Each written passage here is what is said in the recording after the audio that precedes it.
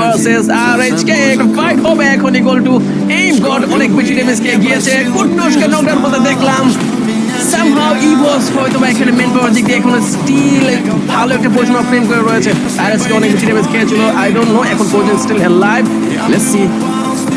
বেশ কঠিন অ্যান্ড দুটো প্লেয়ার ফ্লিকারকে লক্ষ্য করছিলাম, এই মুহূর্তে লং ডিস্টেন্স থেকে চার্জ করার সুযোগটা তো নেই, কারণ বেশ ভালো গ্লুয়াল ইউজ করা হয়েছে। পেছন থেকে ফ্যালকন প্রবেশ করতে পারে, ফ্লিকারের সামনেই দুটো প্লেয়ার একই সাথে রাশ করেছেন।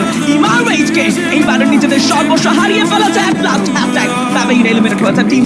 একটা ফাইট আমরা লক্ষ্য করছি যেখানে RHK ভালো পজিশন অফ প্লেন করে রয়েছে। এন্ড কোর মেমোরি স্পোর্ট একজন মেম্বার রয়েছে ও ছাদের উপর, হয়তো থার্ড পার্টি লুপে নেওয়ার চেষ্টা করছে, কি লুপে নেওয়ার চেষ্টা করছে।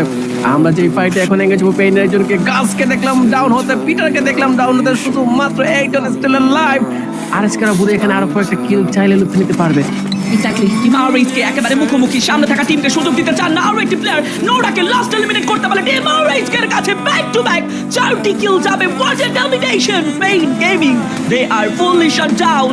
ইমারওয়েজকে রেড হকসা ব্যাক টু ব্যাক জড়াবেন এইবার কোর মেমোরিতে এগেইনস্ট আ ফাইট। প্লেটা বেশ এইচপি লুট করেছেন, বাট জাম্পের এই চার্জটা বেশ ভয়ঙ্কর। সাইড দিয়ে প্রবেশ করবেন কোর মেমোরিটা, কম্পাউন্ড ক্যাচ করে খেলছেন তারা। সামনে থাকা প্লেয়ারের দিকে আরো একবার চার্জ। গোলঘার অপেক্ষায় ছিলেন ফাইট শেষের, বাট এইবার 9টি কিলে টিম RHK দের টার্মিনেট করার এই চেষ্টাটা ভালো তো লাগছে না অনেকের কাছেই, বাট টিম RHK দুটো প্ল্যান নিয়ে এই মুহূর্তে সার্ভাইভ করছেন। একের পর এক চার্জ, কোথায় যাবেন Kutus?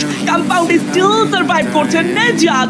Last two player down হয়ে যাবেন হয়তো বা নেজাদ, বাট স্টিল কুটুসের উপর ভরসা রাখছে পুরো বাংলাদেশ। বা দ্যাট লাস্ট হ্যাশট্যাগ স্ট্যাবেই নেই।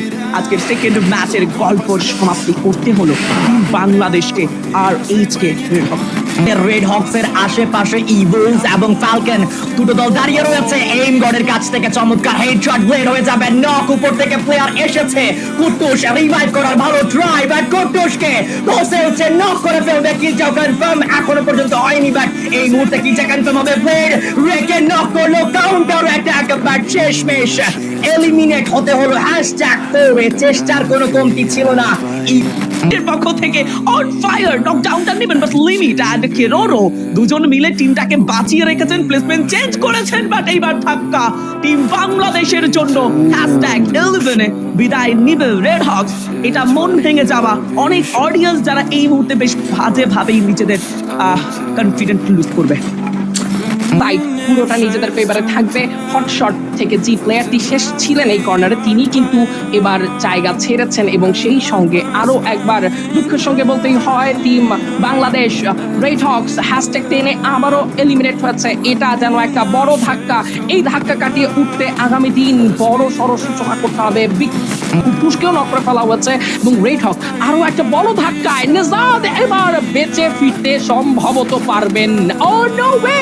প্রথম হেডশট, প্রথম নক, নেজাদ প্রুভ মি রং। এন্ড সেই সঙ্গে দলকে বাঁচাতে আরো একটা চেষ্টা, তবে বলতে বলতে আরো একজন প্লেয়ারও কিন্তু চলে আসবে। নেজাদ খুবই কুইক সাইড চেঞ্জ না করতে পারলে আজকের দিনের শেষ 3টে ম্যাচের 3টে ম্যাচই বাংলাদেশের জন্য যথেষ্ট বলবো নড়বড়ে ম্যাচ। এবং সেই সঙ্গে উইলিউ ট্রাই করছেন শেষ কিছু ড্যামেজ করার জন্য, আরো একটা ওয়াল ব্যবহার করেছেন নেজাদ নিজেকে সেভ করার জন্য। সাইডটা চেঞ্জ করবেন, আরো একবার হাইড আউট হবেন এই জায়গা থেকে, এবং শেষ চেষ্টায় এক সফলতা এলে, একটা রিভাইভ এলে আরো একবার স্বস্তির নিঃশ্বাস ফেলতেই পারে বাংলাদেশ। তবে সেই সুযোগ দেবেন না, উইলিউ চেঞ্জ করবেন।